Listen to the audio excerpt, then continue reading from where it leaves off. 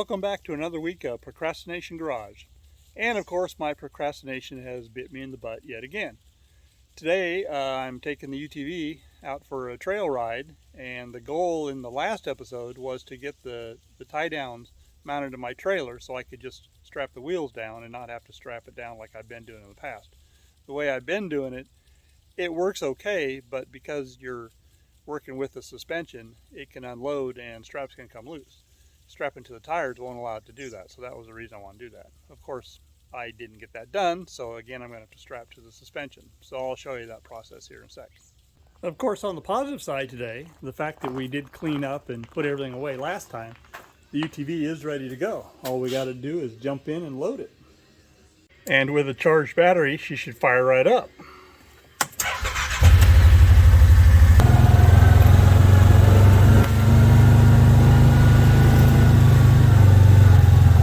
The loading process has begun.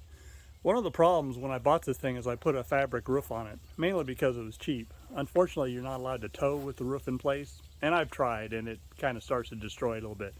So I've got to remove the roof, and what I do is I tuck it down in by the front of the little short windshield, and that takes care of any problems I've got. The roof panel there is tucked down behind the steering wheel, and that solves the problem. I need to invest in a hard top for it. And also that short little windshield, while it works okay, I would like to have a full glass one. So that's just something else down the road. And that's what happens when you don't put your straps away properly. I was trying to drag the straps out, and instead it caught one of the tool bags, pulled it out. Luckily it didn't dump everything out on the ground. I lost a couple things, but it could have been a lot closer. Strap should have been rolled up nice. Again, procrastination. There's the way I normally have it strapped down. I've got a lot of extra strap that I've got to wrap up. And while it works, it just isn't the best solution. So that's why we're going to add the tire tie downs. And that's coming up. Although, there may be something else going on in this video before we get to that. But first, let's go procrastinate and play in the mountains. Made it to the mountains.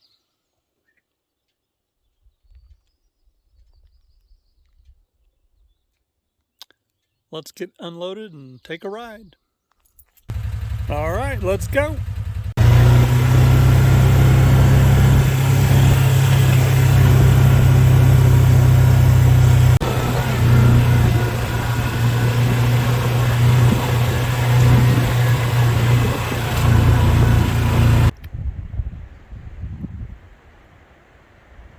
Nothing wrong with that view. There's Bumping Lake way out in the distance.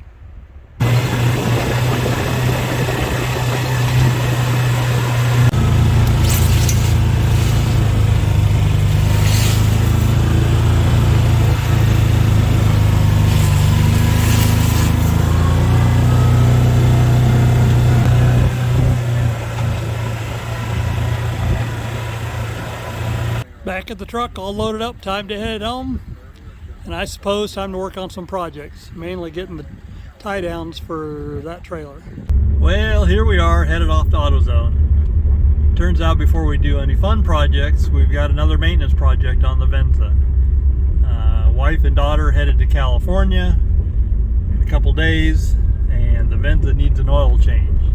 I have the oil, but I don't have a filter, so AutoZone, here we come.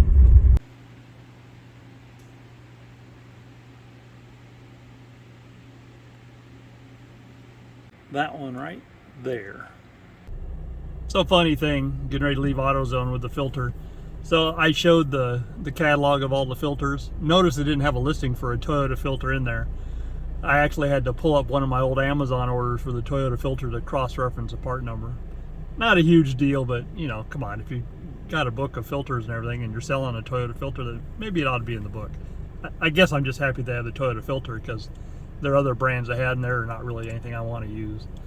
All right, the question is, what really to do next?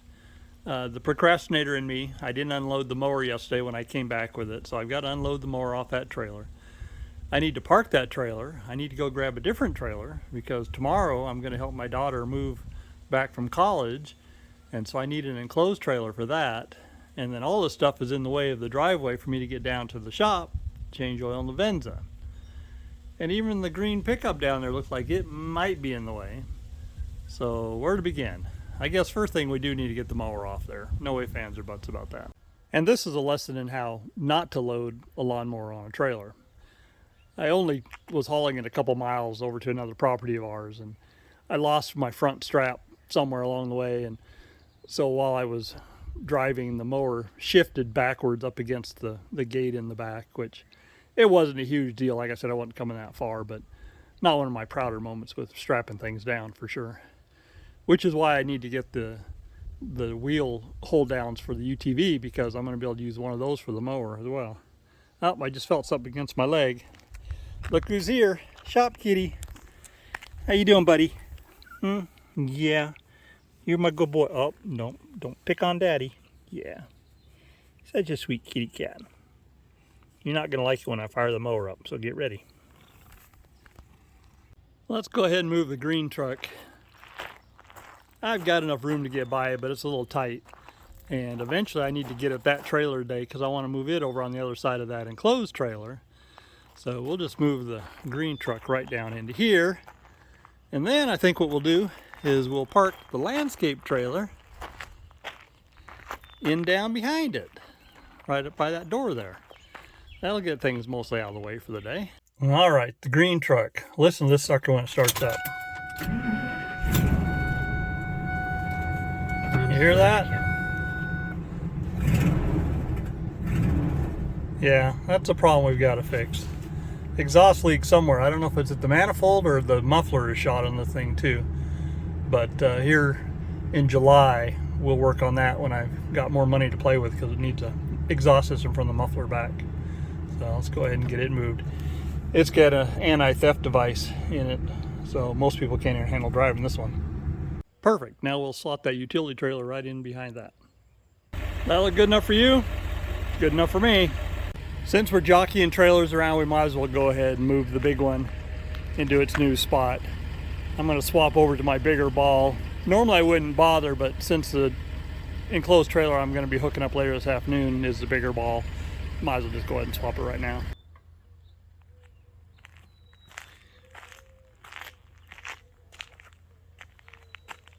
We've done it. We've got room to get the Venza down here. Woohoo! Climb, baby, climb.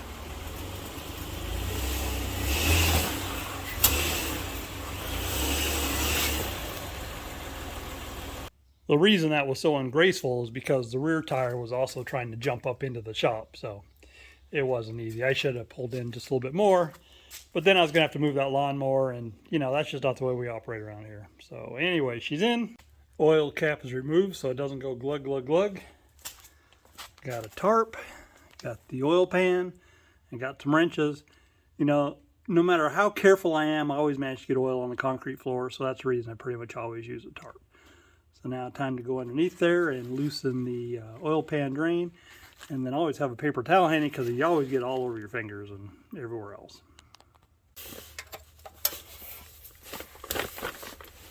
Yeah, that thing is tight. All right, time for a big hammer.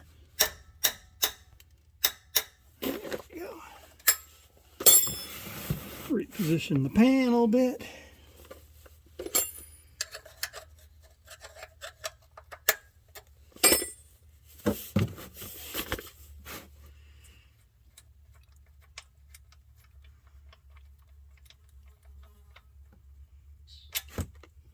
And there we go. And just a little bit on the fingers this time, not too bad. While that continues to drain, it's almost done. I did invest in one of these Toyota oil filter adapter things to get the filter off. Line up underneath it, so we try not to make too big a mess. Yeah. Ah, there we go.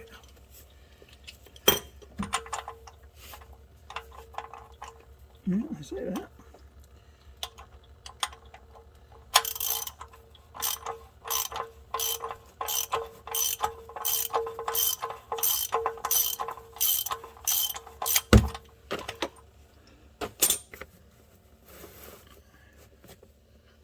Alright, let's put the other drain plug back in. And now we're not ready yet.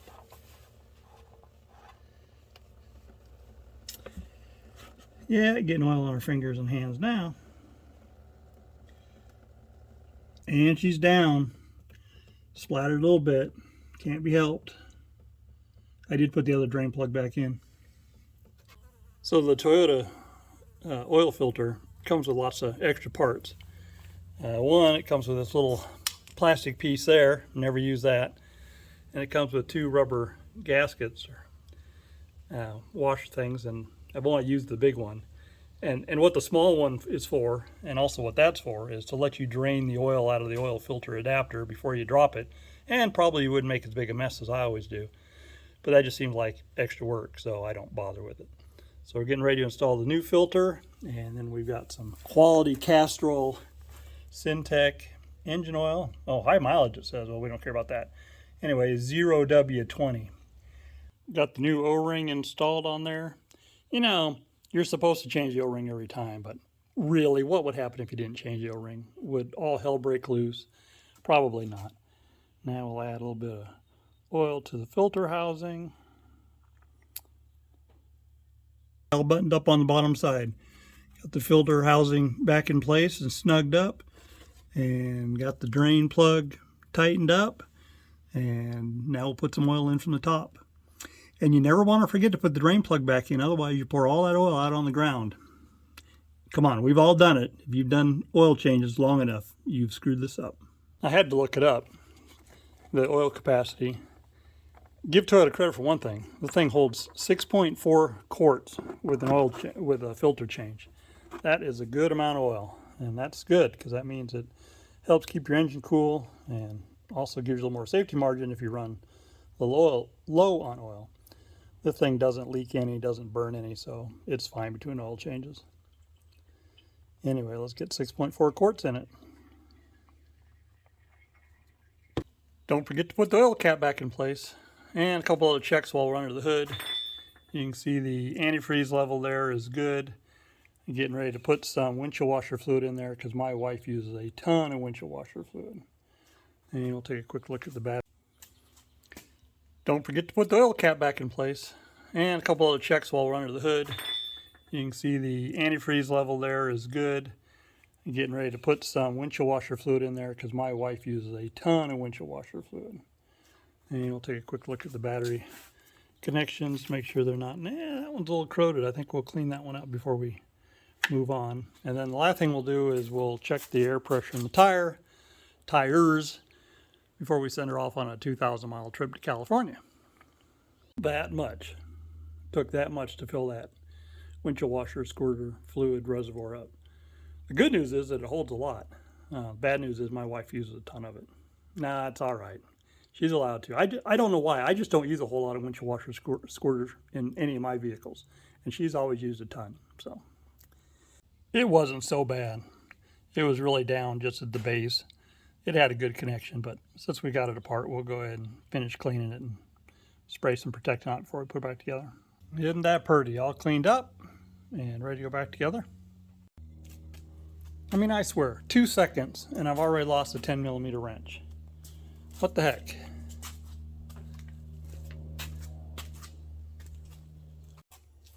Okay, it was hiding in plain sight. It had just slipped down in the wrong hole. You guys probably saw that, but I was in such panic, I didn't see it.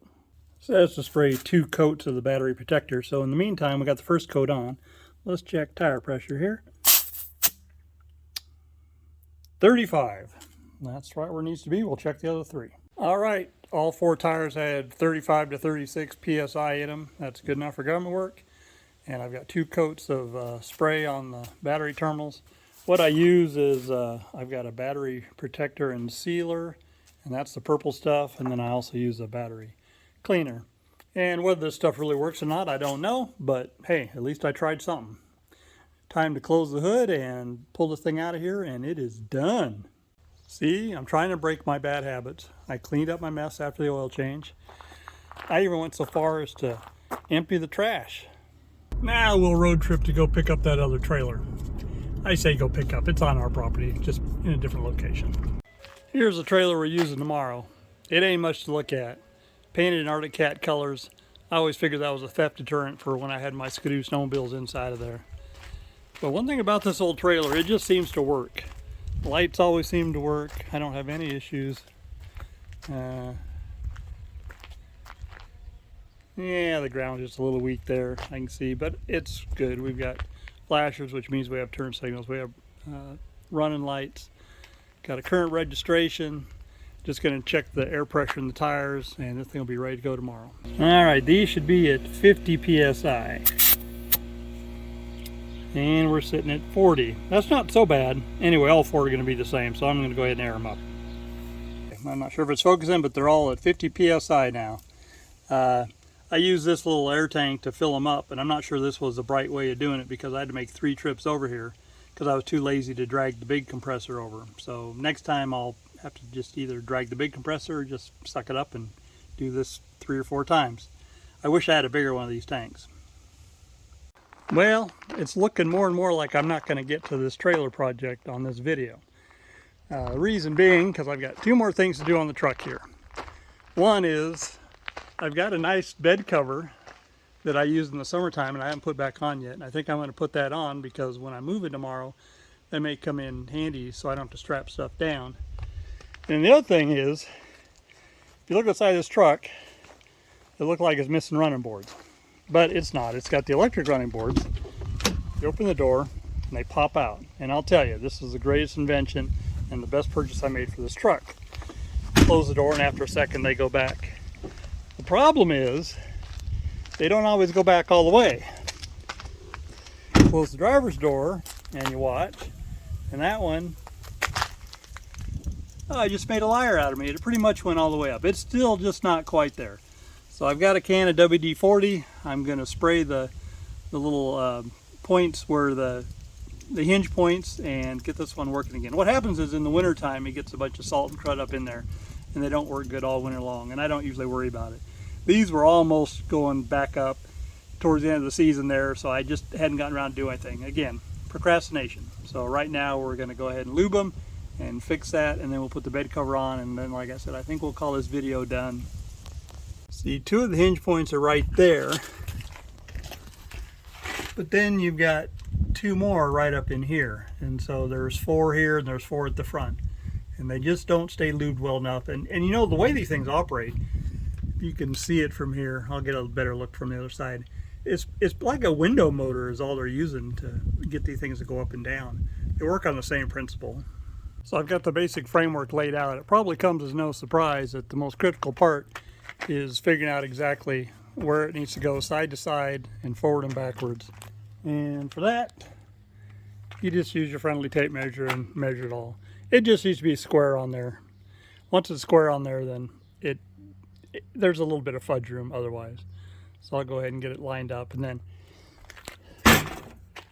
the hold downs are these little aluminum brackets that go up under the bed rail, and then they clip into here. So I'll show you once I get 1 or 2 of them installed. Well, that took entirely too long. The clamps, there's 2 different sizes of the clamps, and you got to get them in the right order, and I'm not sure that I've got them in the right order, but I do have the frame clamped down 4 plates per side, and now I'm going to sweep out the bed before I put the cover on it, because otherwise I'll have wished I had. And then I got to put the crossbows or the bow pieces across, and I'll show you when I do that. Last but not least, well, not last, but next is to put the bows in. Each of the bows has a little sticker on it that says, like, that one's tail, and then there's one that cab, and that one says center cab, and then the other says center tail. So we need to get those in before we put the cover across them. All the bows are in place. The only thing left to do is pull the cover over and snap it. All right, there she is, in place. Look how dirty that thing is. That's what happens when it sits around most of the, well, 6 months anyway. Anyway, all the snaps are on. It's good to do it in the sun because it lets the fabric stretch a little bit. And I'll tell you, the hardest ones to get, this one here and the same one over on the other side. You would think that you would want to pull this way to get it, but actually you're better off to leave some of these undone and some of these undone and bring it over here and snap it. Because part of it is this piece here actually can bow in a little bit. So anyway, once you get that one and that one, you're home free. But on a hot day like today, it's not so bad. So then take the tailgate, close it, good to go. You can see we got quite a bit of gap here. I could have brought the thing back a little bit. Part of that is the fact that that one can bow anyway. It is what it is. Anyway, this is a Black Max X-Stang. This is the original bed cover I bought. When I first bought a bed cover back in the 90s, I bought this one because it was a good price compared to everything else, and it had snaps, and it really is just a good looking, good fitting cover, all things considered. And it rolls up nice out of the way. Unfortunately, I can't put my camper on when it's there because the fabric then beats against the back of the cab and will ding the paint. So it has to come off in the wintertime, which is why I just now getting around to putting it back on. Never mind it's June, but hey, this is Procrastination Garage. And with that, I'm going to wrap this episode up. Wasn't that exciting? What do? We got the oil change in the Venza. We got the trailer out. We moved some trailers around. We got the bed cover on. We did load the UTV on there, and we took it up in the mountains and played a little bit. So that's a win. The very next project has to be getting those wheel tie downs for the UTV on there. At least that's what I'm saying right now. So in the comments, let me know what projects you're procrastinating on. And I hope you'll follow. I hope you like. I hope I just have more than one follower. Last I looked, I had like 10, I think, but I don't think any of those are current people. So let's boost those numbers. Let's get up to at least 11. All right, y'all have a good month or week or whatever it is till I get the next video out. Take care.